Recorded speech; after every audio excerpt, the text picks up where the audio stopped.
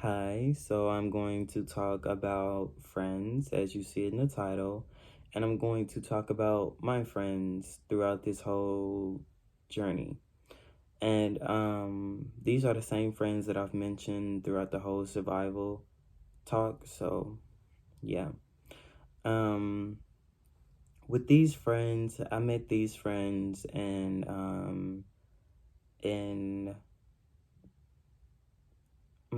I'll say fifth. No, I think I met these friends in third or fourth grade, and we became friends in fifth grade.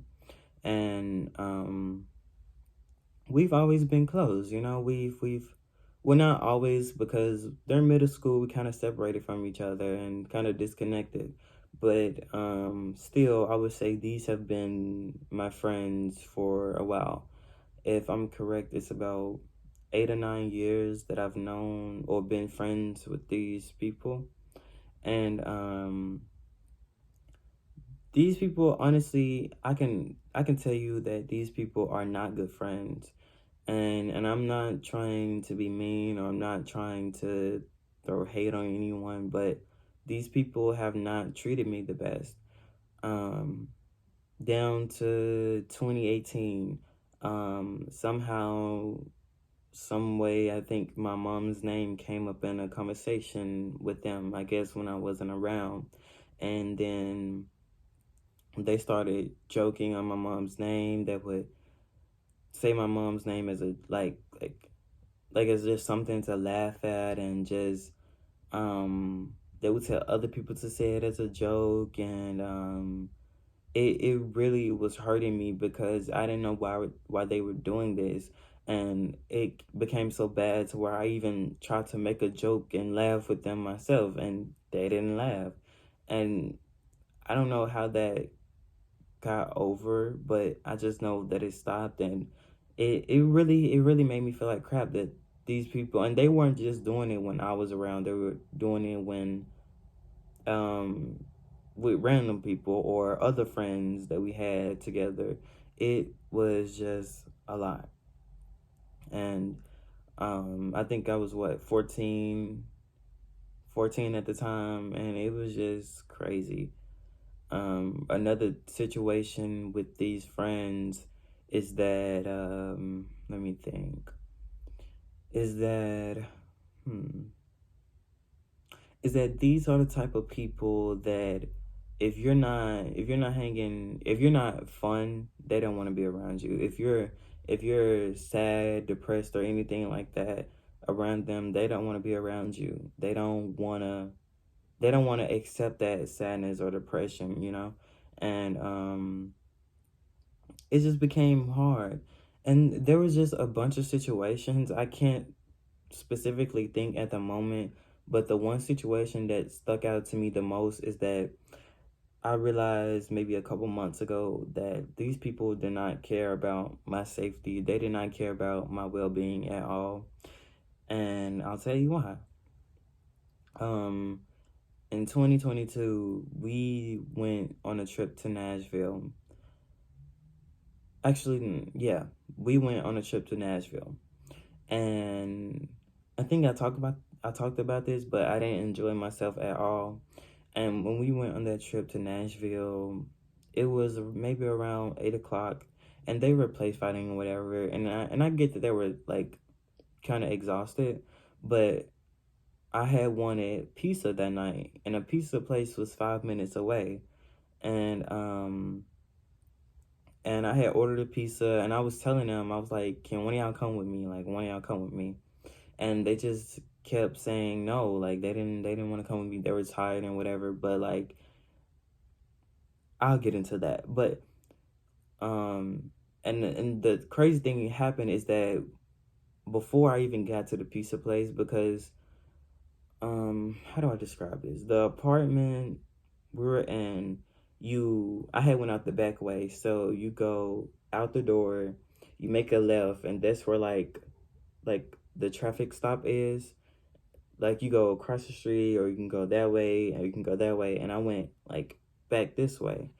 And this man, excuse me, this man this man had asked me to for him to do something sexual with me, and and um and I was like no, and then I called my friends and I was telling my friends to come meet me because that scared me. Like this situation just happened out of nowhere, and it's just really crazy to me. Um, my friend, even when I got to the pizza place and I was halfway back, that's when my friend came to and asked me. It was just a lot. I'm sorry, I'm bad at explaining, but basically I was in a scary situation in a city that I've never been to or I haven't been to since I was in the fourth grade. And I was walking at night in the dark by myself. And a situation like that happened to me. And my friends didn't honestly really take it serious. And I want to compare that story to when I think, and it was 2021. Yeah, I think it was 2021 when there was a basketball game by a school that is nearby my neighborhood. Well, no, that's nearby. The school is about 3 minute drive, 15 minute walk. And when the basketball game was over, and it was late at night again, and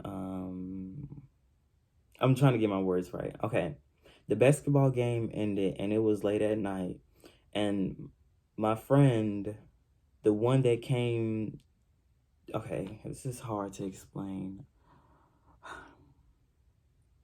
One of my friends, because it's two, okay? One of my friends, I just hold it up for, okay, one of my friends didn't live in the neighborhood that me and the other friend lived in. Me and the other friend, we live right, like on a separate street, like right next to each other. And the other friend lived maybe like a 20 minute drive. And so the friend that lived close to me got a ride with someone else and went home. And I stayed outside and I waited for my friend to get in the car to go home. And I walked home late at night, 15 minutes in the dark by myself because I wanted to make sure that my friend got in the car and went home safely.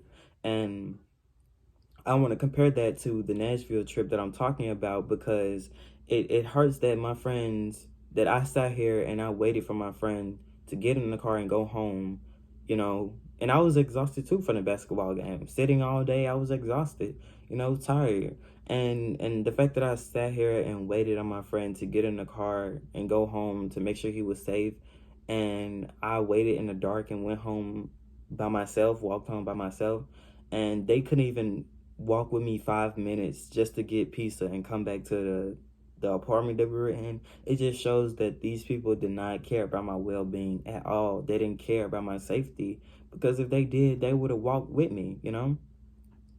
It's crazy. Even if the pizza place was a 5 minute walk, I was still in a city I don't know nothing about.